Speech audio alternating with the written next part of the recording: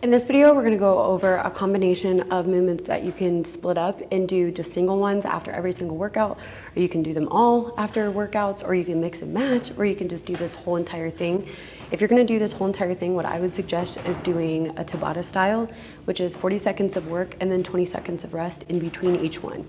If you have a specific exercise like the weighted triangles where you have to do each side, you want to do 20 seconds one side, 20 seconds the other side, and that equals 40 seconds. We want to brace our core down like somebody's about to punch us or like we're about to blow out a candle. So that right there. This first exercise is going to be really good for that lower core. This is going to be what I call the beastie toe plank. Your hands are going to be directly below your shoulders and spidey fingers. And the reason that we do spidey fingers is that so we take any unnecessary roughness off of our wrist joints. So you're going to come down, hands are directly below the shoulders. Okay, elbows are not turned out, they're turned in. My back is not like this because that's not engaging my core. We're going to embrace our core like somebody's about to punch us or like we're about to blow out a candle. This to this. You're going to pop up on those toes and either stay here for 40 seconds or you can add in a small variation. If you add in the small variation, that's going to help work this lower core. You're going to pop up. You can either be right here or you can bring it in nice and slow. Notice how I'm not dipping, okay? We're keeping that back neutral, that core engaged.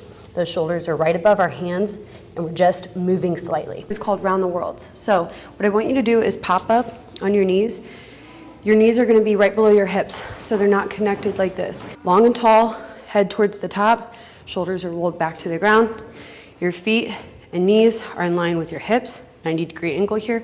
What you're going to do always is embrace that core and lean back just slightly. And we're going to take the kettlebell around. So when you're doing Tabata style, you want to do 20 seconds one way, switch 20 seconds the other way, and then rest. We're going to lean back, engage that core like somebody's about to punch you, and you're going to take that kettlebell around. Okay, you can go slow to start, engage that core. And then after 20 seconds or the reps that you're supposed to be doing, then you go to the other side. This is a little bit of an advanced version where I'm kind of like moving with the range of motion. To give myself a bigger range of motion, you do not have to do that. You can stay standing straight up and go nice and slow. So the next exercise we're gonna do is gonna be a dead bug variation. I'm gonna show you two. First one is my favorite variation. So we're gonna flex the feet. They're a little bit wider than hip width apart. You can see here that I'm kind of like slightly out at a V and my feet are flexed. This is gonna help engage that lower core. We wanna keep our lower back flat to the ground. Again, lower core.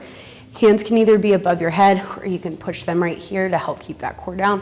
What you're gonna do is concentrate and lift with your lower core, okay? This one's a little advanced. Add the arms in. You wanna keep those feet flexed and that lower core engaged at all times. If you're not feeling this in your lower core and it's hurting, we wanna switch to the more moderate version. What you're gonna do is you're gonna take your hands up overhead. They're not flat.